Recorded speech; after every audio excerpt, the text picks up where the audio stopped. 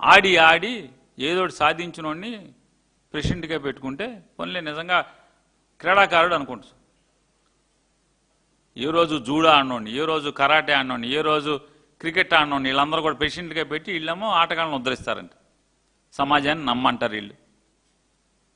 మరి జీవో 447 ఎందుకు ఇచ్చారు? ఏప్రిల్ 19వ తారీఖున ఆ 4 నెంబర్ జీవో 47 నెంబర్ జీవోని డిఎస్సి పూర్తవ్వంగానే, నియామకాలు పూర్తవ్వంగానే ఎందుకు రద్దు చేసి జీవో 56 ఇచ్చి తాళం వేశారు? ఈ క్రీడా సంఘాలని దొంగ సర్టిఫికేట్లు కాదని ఎవరు చెప్పాలి? ప్రభుత్వం ఏమైనా ఎంక్వైరీ చేసిందా? ఎవడన్నా ఎంక్వైరీ చేశాడా? ఎంక్వైరీ చేయాలి కదా. పార్టిసిపెంట్లకి టీచర్లు ఉద్యోగాలు అంటే ఏమైనా సాధిస్తే ఇస్తారు, కానీ పక్కన కూర్చొని నీళ్ళ బాటిల్ అందించేవాడికి, బాల్ అందించేవాడికి టీచర్లు స్పోర్ట్స్ కోటానా?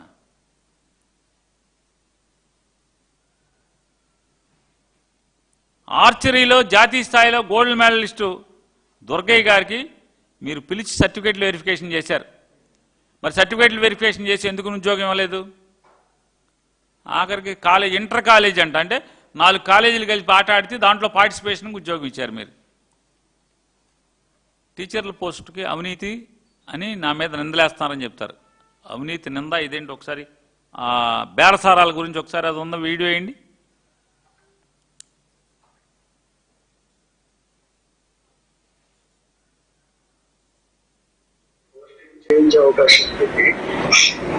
సార్ అట్లా కాదు సార్, అంటే ఎంతలా అవుతుంది సార్? అది ఒకసారి వస్తే మాట్లాడదామండి. అంటే కలిసి మాట్లాడమంటారండి? రేపు బయలుదేరామండి. ఎన్నింటికి రమ్మంటారు సార్? ఇష్టం, మీరు ఏ టైంకి అయినా రండి. సరే సార్. ఇప్పుడు మా చెల్లి కూడా కావాలండి. నేను ఒక్కడే, మా బావ నేను వస్తే సరిపోతుంది.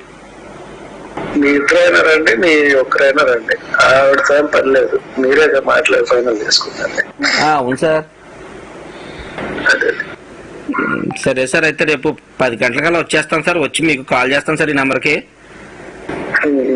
మాక్సిమం ఒకరు వస్తే బెటర్, ఇద్దరు వస్తే కూడా ఒకరితోనే కదా మాట్లాడేది. ఇంకా మీరు నెక్స్ట్ వాళ్ళకి చెప్తారు కదా. సార్ ఏం లేదు, కొంచెం ఇది సీక్రెట్ గా చేసుకున్నారు కదా. ఓకే, తప్పకుండా సార్. నాకు అర్థమైంది సార్. ఏం లేదు సార్, ఎంతనంటే నేను ఒకసారి మరి ఫిగర్ చెప్తే నేను ఒకసారి రెడీ చేసుకుంటాం సార్. మేము కూడా అందుకని అడుగుతున్నాం సార్.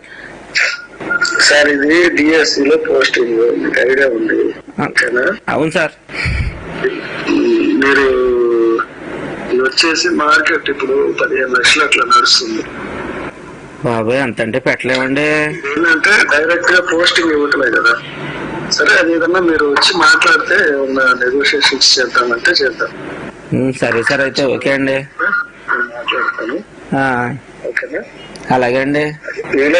నేను యాక్చువల్ ఏంటంటే నేను ఇప్పుడు టైం తక్కువ ఉంది కాబట్టి ఇంటికే పిలిపించి మాట్లాడతాను. మా ఇంట్లోనే మాట్లాడుకుందాం. Okay sir. అలాగే సార్. కొంచెం పర్సనల్ గా వస్తే మాట్లాడి చేద్దాం. తప్పకుండా సార్. ఓకే అండి, థ్యాంక్ యూ సార్.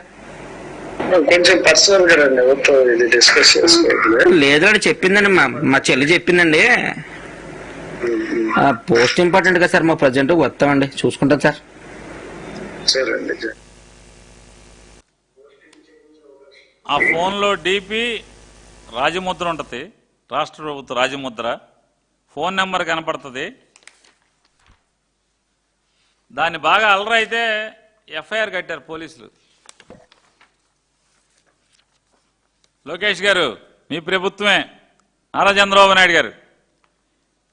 ఎఫ్ఐఆర్లో ఏంటి అంటే ఒక అనుమానితుడంట.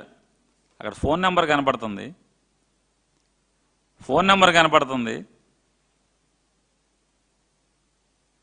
ఆ పేరు మీద ఎఫ్ఐఆర్ కట్టరు. ఇంతవరకు ఆ కేసు ఏమైందో చెప్పరు. దాన్ని ఎండ్కి తీసుకెళ్లారా? ఈ ర్యాకెట్లో ఎవరెవరు ఉన్నారు, ఎవరి పాత్ర ఏంటి, ఎంతమంది అధికారులు ఉన్నారా, లేకపోతే రాజకీయ నాయకులు ఉన్నారా, ఎవరెవరు ఉన్నారు, ఎవరి పాత్ర ఏంటి అనేది పోలీసు ఇన్వెస్టిగేషన్ చేయదు. వైఎస్ఆర్ కాంగ్రెస్ పార్టీ వాడు మాత్రం పేక ఆడేవాడికి, ఆ పేక ఆటకి టీచర్లు ఉద్యోగాలు ఇస్తారంటే అసలు ఎవడెవడు ఎక్కడ వెనకెనక ఎవడెవడున్నాడు, ఆడెవడు పోస్టు షేర్ చేశాడు, అసలు పోస్ట్ ఎవడు పెట్టాడు, ఆడు పెట్టాడు, ఈడు పెట్టాడు, మొత్తం అందరి దగ్గరికి తెల్లారుజామున వెళ్ళిపోతారు. సోషల్ ఫేస్బుక్లో పోస్ట్ పెడితే